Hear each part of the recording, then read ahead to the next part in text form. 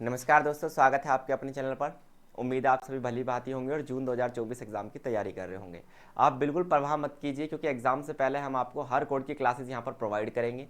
अभी टीम पूरी तरीके से लगी हुई है आप ही की क्लासेस को प्रिपेयर करने में, और कोशिश कर रहे हैं धीरे धीरे हर सब्जेक्ट की क्लासेस आपको प्रोवाइड की जाए। तो आपको टेंशन बिल्कुल नहीं लेनी है। जल्द ही हम क्या करेंगे, एक एक मैराथन क्लास में आपको एक एक कोड कंप्लीट करा के देंगे। यानी 1 डेढ़ से 2 घंटे की एक मैराथन होगी, जिसमें पूरा सब्जेक्ट हम आपको कवर करा के देंगे। आपको टेंशन नहीं लेनी है। फिलहाल जो हम बात करते हैं, पिछली कुछ सीरीज छूटी हुई हैं, उन्हीं सीरीज को आज हम कंप्लीट करके चलेंगे। और एक नया कोड भी हम स्टार्ट करेंगे आज, जो कि मैंने यहाँ पर हेडिंग में आपको दिखा भी रखा है कि पॉलिटिकल साइंस की मैराथन होने वाली है बीपीएससी 131 की। उस मैराथन में हम पूरा एक ब्लॉक कंप्लीट करेंगे, और वो आज ही होगी आपकी, है ना। शाम तक आपको मैराथन आपके चैनल, इसी चैनल पर मिल जाएगी। आज जो हम बात करेंगे that is BHIC 133 history of India marathon है, क्लास 6 है ये, यानी यूनिट 6 की बात करेंगे। और यही वो सवाल हैं जो पेपर में आते हैं। ठीक है, अभी तक अगर आपने हमारा टेलीग्राम चैनल ज्वाइन नहीं किया तो आप ज्वाइन कर सकते हैं। साथ साथ आप व्हाट्सएप नंबर पर भी जा सकते हैं हमारे किसी भी प्रकार की क्वेरी के लिए। चलिए कहानी को स्टार्ट करते हैं। यूनिट 6 जो है वो आपकी बात करती है मुगल साम्राज्य के बारे में। अभी तक हमने मुगल साम्राज्य में अकबर और हुमायूं ही पढ़े थे, है ना। आज से हम कहानी को जो स्टार्ट करने वाले हैं, सॉरी अकबर और हुमायूं कह रहा हूँ, बाबर और हुमायूं हमने कंप्लीट कर लिए थे। आज जो हम बात करेंगे वो बात करेंगे कहाँ से कहाँ तक, अकबर से लेके औरंगजेब तक। ठीक है दोस्तों, अकबर जो कि हुमायूं का पुत्र रहा है, या फिर आप कह सकते हैं हुमायूं का उत्तराधिकारी रहा है, उससे बात स्टार्ट करेंगे। और कहाँ तक जाएंगे हम, औरंगजेब तक जाएंगे। ये बात आपको याद रखनी है। चलिए समझते हैं, भूमिका समझते हैं चैप्टर की। मुगल साम्राज्य की यदि बात करें अकबर से लेकर औरंगजेब तक, तो ये बात होती है 1556 से लेकर 1707 तक। यानी अकबर गद्दी पर कब बैठता है, 1556 में बैठता है ना। और औरंगजेब गद्दी पर कब तक बैठता है, 1707 तक बैठता है। तो ये तो है अकबर का स्टार्टिंग पीरियड, और वो है उसका औरंगजेब का लास्ट वाला पीरियड। इसको समझिए। मुगल साम्राज्य जो है भारतीय उपमहाद्वीप में 16वीं से 19वीं शताब्दी तक एक इस्लामी साम्राज्य था। यानी कब से स्टार्ट हुआ था, 16वीं शताब्दी से स्टार्ट हुआ था और 19वीं शताब्दी तक जाता है। अगर मुगल साम्राज्य के आपसे टाइम पीरियड पूछा जाए तो आप कह सकते हैं 1526 से लेकर और 1857 तक, है ना। यहाँ तक ये कहानी स्टार्ट हुई। कहानी को स्टार्ट करने वाले कौन थे, जहीरुद्दीन मोहम्मद बाबर। और कहानी का अंत करने वाले कौन थे यहाँ पर, बहादुर शाह जफर द्वितीय। आप क्या कहेंगे, बहादुर शाह जफर सेकंड। क्लियर दोस्तों। तो यह है मुगल साम्राज्य 16वीं से लेकर 19वीं शताब्दी तक। उसके बाद इसकी स्थापना किसने की थी, बाबर ने 1526 में की थी, पानीपत की जब पहली लड़ाई हुई थी। अकबर 1556 से लेकर 1605 तक, है ना, क्या हुआ, मुगल साम्राज्य की गद्दी पर बैठा। तीसरा सम्राट था, पहला सम्राट बाबर था, दूसरा था हुमायूं, तीसरा था आपका अकबर। महान मुगल सम्राटों में से एक माना जाता है।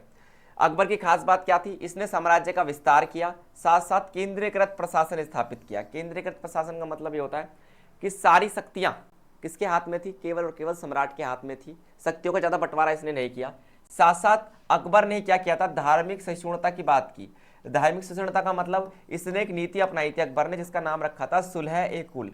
कौन सी नीति अपनाई थी इसने, सुलह ए कुल की नीति अपनाई थी, जिसमें इन्हें सभी धर्मों के साथ क्या किया, न्याय किया। सभी धर्मों को एक सा माना, सभी धर्मों को महत्वपूर्ण माना। क्लियर दोस्तों, यहां तक समझ में आया। उसके बाद अकबर के शासनकाल में कला हो, साहित्य हो और संस्कृति हो, तीनों को बढ़ावा दिया गया। उन्होंने फतेहपुर सीकरी में अपनी एक नई राजधानी बनाई। यानी इसने अपनी राजधानी दिल्ली से कहां बनाई, फतेहपुर सीकरी बनाई, है ना। ताजमहल के निर्माण की इन्होंने शुरुआत की, ऐसा कहा जाता है, लेकिन वास्तव में ताजमहल किसने बनवाया था, आप सबको पता ही है। ताजमहल बनवाया था आपका शाहजहां ने। क्लियर, इतनी बात समझ में आई। चलिए आगे देखें। औरंगजेब जो कि 1658 से लेकर 1707 एक लंबे पीरियड तक क्या रहा, भारत का मुगल सम्राट रहा। छठा क्या था, मुगल सम्राट था, और अंतिम महान सम्राट भी इसे कह सकते हैं, क्योंकि इसके बाद इसके जो उत्तराधिकारी थे वो कमजोर सिद्ध हुए, और यही कारण था मुगल साम्राज्य का पतन हुआ। नेक्स्ट यदि हम बात करें, नेक्स्ट यदि बात करें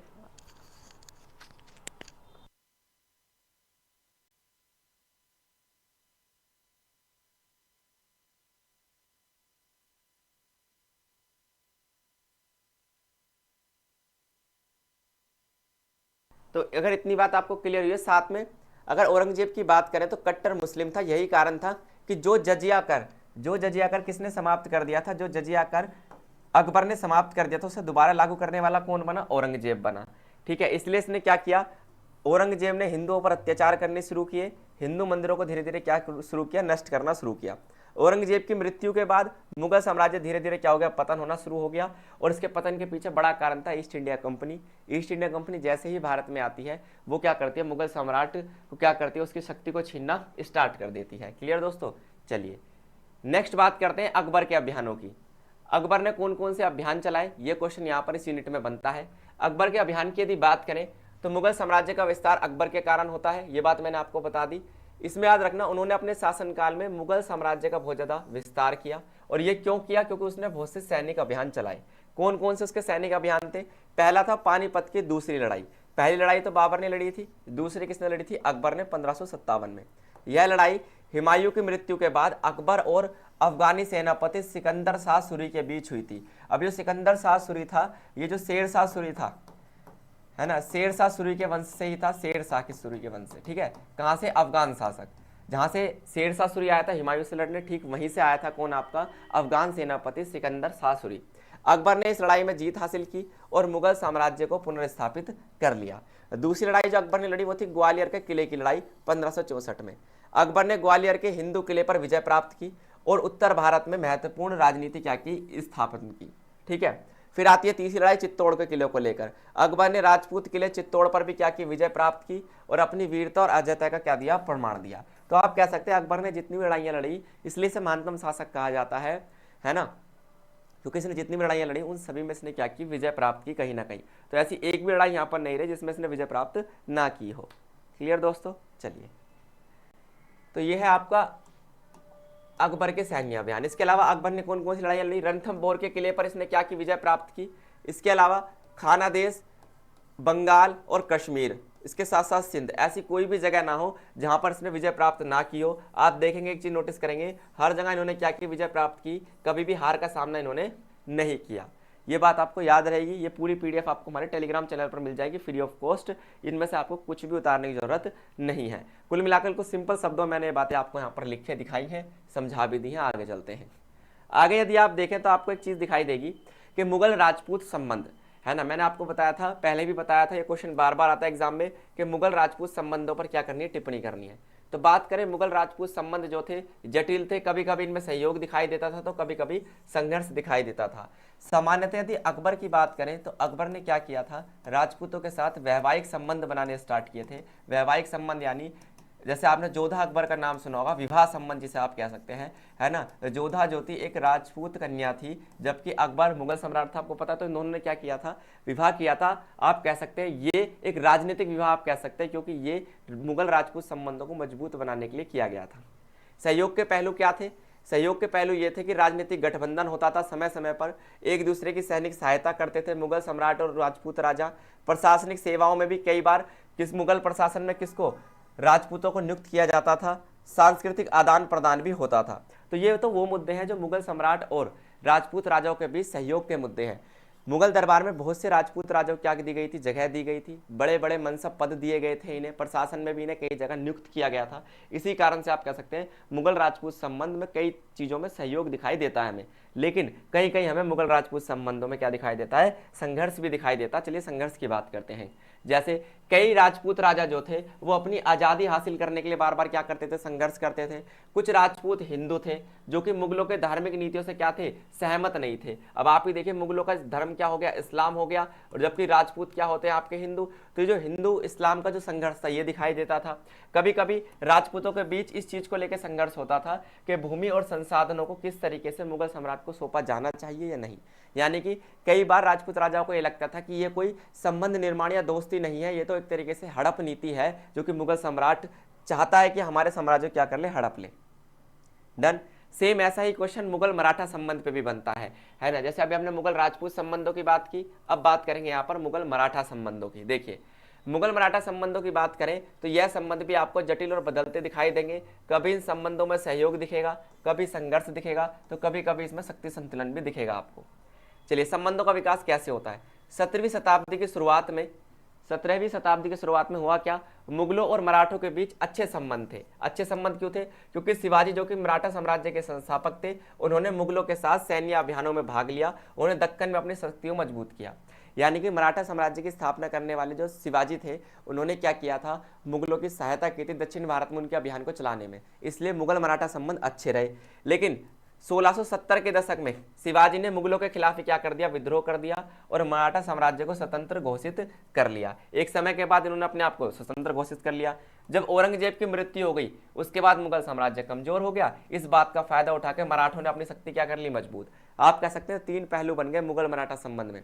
पहला, एक समय था जब मराठा लोगों ने मुगल साम्राज्य के साथ मिलकर काम किया। एक समय वो आया जब मराठा साम्राज्य मुगल साम्राज्य से आज़ाद हो गया। और एक तीसरा समय तब आया जब मुगल साम्राज्य औरंगजेब की मृत्यु के बाद कमजोर पड़ गया, तो धीरे धीरे मराठा साम्राज्य और ताकतवर होने लगा। और याद रखना, जब पानीपत की तीसरी लड़ाई हुई 1761 में, तो मराठों को अफगान सेना से क्या करना पड़ा, हार का सामना करना पड़ा। ये पानीपत की तीसरी लड़ाई कही जाती है जो मराठों और अफगान सेना के बीच हुई थी। और इसके बाद किसका पतन हुआ, मराठा साम्राज्य का पतन हुआ, अफगान सैनिक जीत गए।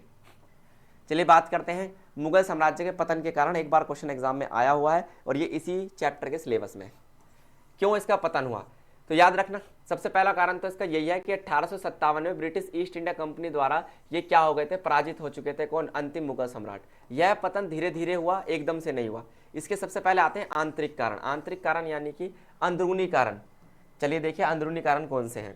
पहला है जो मुगल साम्राज्य का केंद्रीय प्रशासन था, यानी जो मुगल सम्राट था वो क्या हो चुका था, कमजोर हो चुका था।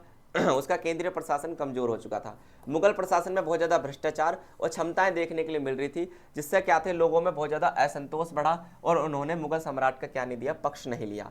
आर्थिक समस्याएं, युद्ध के कारण, अकाल के कारण और प्राकृतिक आपदाओं के कारण मुगल सम्राट का खजाना जो क्या हो चुका था, खाली हो चुका था। सैन्य कमजोरी, मुगल सेना आधुनिक हथियारों से लैस नहीं थी, जबकि यूरोपीय सेना बहुत ज़्यादा क्या थी दोस्तों, आधुनिक हथियारों से लैस थी। और यही कारण था कि यूरोपीय सेना के सामने मुगल सेना बहुत कमजोर पड़ चुकी थी। असलियत में मुगल वर्सेस, जब मुगल वर्सेस आप कह सकते हैं यूरोपीय सेना की बात आती थी, तो हम ये देखते थे कि कमजोर कौन सा पक्ष पड़ रहा था, ये मुगल पक्ष कमजोर पड़ रहा था। ना तो केंद्रीय सम्राट शक्तिशाली था, ना प्रशासन सही था, भ्रष्टाचार था, सेना अच्छी नहीं थी। यही इसके पतन के कारण बने।